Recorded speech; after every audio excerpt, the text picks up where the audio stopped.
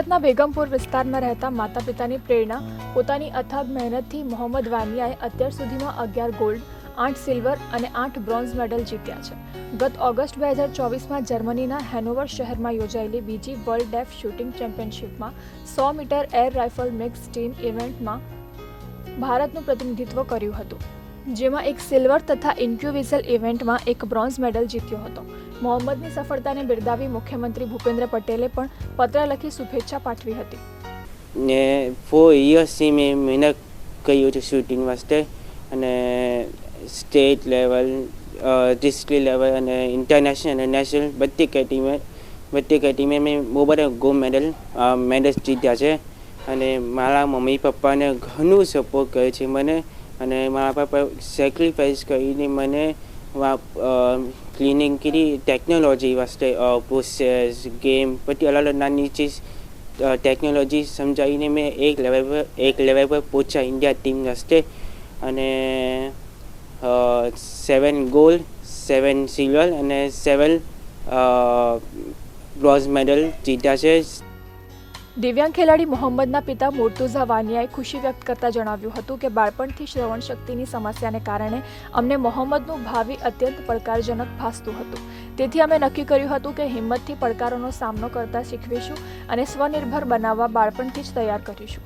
મારો દીકરો મોહમ્મદ વાનિયા હમણાં રાઇફલ શૂટિંગ કરે છે 10 મીટર એર રાઇફલ શૂટિંગના અંદર, અને રિસન્ટલી એ ડેફ વર્લ્ડ શૂટિંગ ચેમ્પિયનશિપના અંદર ઇન્ડિયાના ટીમના અંદર સિલેક્ટ થયો અને ઇન્ડિયા માટે રમીને આવ્યો છે. અને ગર્વની વાત એ છે અમારા સુરત માટે, ગુજરાત માટે અને ઇન્ડિયા માટે કે ત્યાં જઈ અને આપણા ઇન્ડિયા માટે 2 મેડલ જીતીને આવ્યો છે. એક બ્રોન્ઝ મેડલ જીતીને આવ્યો છે ઇન્ડિવિજ્યુઅલ ઇવેન્ટના અંદર, અને બીજું એક સિલ્વર મેડલ જીતીને આવ્યો છે મિક્સ ટીમ ઇવેન્ટ્સના અંદર એના પાર્ટનર સાથે.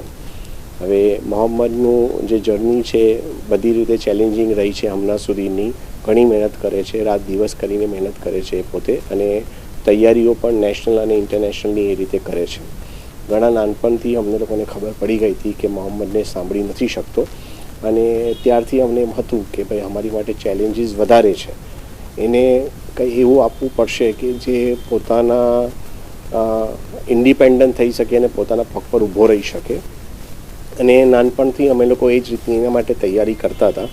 જ્યારે ઇનિશિયલ સ્ટેજના અંદર અમે જોયું કે એને જે સાંભળવાની તકલીફ હતી, જેના લીધે કરીને એનું એડ્યુકેશનલ ડેવલપમેન્ટ થોડું લિમિટેડ હતું, પણ એ સ્પોર્ટ્સના અંદર ઘણો આગળ પડતો હતો. કોઈ પણ સ્પોર્ટ્સ પ્લે કરવા જાય તો કંઈ ને કંઈ જીતી લાવે, સ્કૂલમાં જાય યા કોઈ પણ જગ્યા પર સ્પોર્ટ્સમાં જાય તો કંઈ ને કંઈ જીતી લાવે. ત્યારથી અમને એમ થયું કે ચાલો આપણે એની માટે કંઈક એવું જોઈએ કે જે સ્પોર્ટ્સમાં આગળ વધી શકે. માતા રઝિયાબહેને મોહમ્મદની દિવ્યાંગતાને સ્વીકારી દીકરાના મનોબળને મજબૂત કરીને તેને આગળ વધવા માટે પ્રેરણા આપી હતી. તેમજ પુત્રની સંભાળ માટે શિક્ષિકાની નોકરી પણ છોડી દીધી હતી. તેનો યોગ્ય ઉછેર થાય એને પ્રાથમિકતા આપી મારી તમામ શક્તિ એની પ્રગતિ માટે સમર્પિત કરી દીધી હતી. આજે જ્યારે તેઓ મોહમ્મદને ભારતનું સન્માનજનક જેકેટ પહેરીને દેશ માટે રમતા જોવે છે, ત્યારે તેઓના ગૌરવની કોઈ હદ રહેતી નથી. આજે મોહમ્મદ પોતાની દિવ્યાંગતાને ઓળંગીને રમતગમતમાં આગળ વધી રહ્યો છે. અને જ્યારે 7 મહિનાનો હતો ત્યારે અમને ખબર પડી કે મોહમ્મદને હિયરિંગ ડિસેબિલિટી છે. તો પહેલાં તો સ્ટાર્ટિંગમાં મેં થોડા એકદમ આ થઈ ગયા કે હવે કેમ થાય, પર પછી એના ફાધરની ઘણી હિંમત હતી અને એક એમ ઠાની લીધું કે એને આપણે પૂરી તરહથી તૈયાર કરશું અને એને એક નોર્મલ લાઈફ જીવવાની એને બધી તક આપશું. અને એમ જ ધીમે ધીમે લાઈફ થતી ગઈ. આપણે 4 વર્ષ એને ઇમ્પ્લાન્ટ કરાયું, અને પોસ્ટ ઇમ્પ્લાન્ટ અને પ્રી ઇમ્પ્લાન્ટ સ્પીચ થેરપી કરાવવું ઘણું જરૂરી છે, તાકી એ જે ઇમ્પ્લાન્ટ કરાવી છે એનું 100% રિઝલ્ટ મળે. તો એના માટે અમે એવરી વીક મુંબઈ જતા અને વहाँ જઈને એની ટ્રેનિંગ કરાવતા હતા કે એ લિપ રીડિંગ ના કરે અને સુનીને એને બોલવાની આદત પડે. અને અમે એના માટે 4 વર્ષ તક બોમ્બે અપડાઉન કરું અને એને એ થેરેપીઝ કરાવી. અને એઝ અ ચાઇલ્ડ મોહમ્મદ બી ઘણો જ સારો બચ્ચું છે, બધી રીતે અમને કોઓપરેટ કરે છે.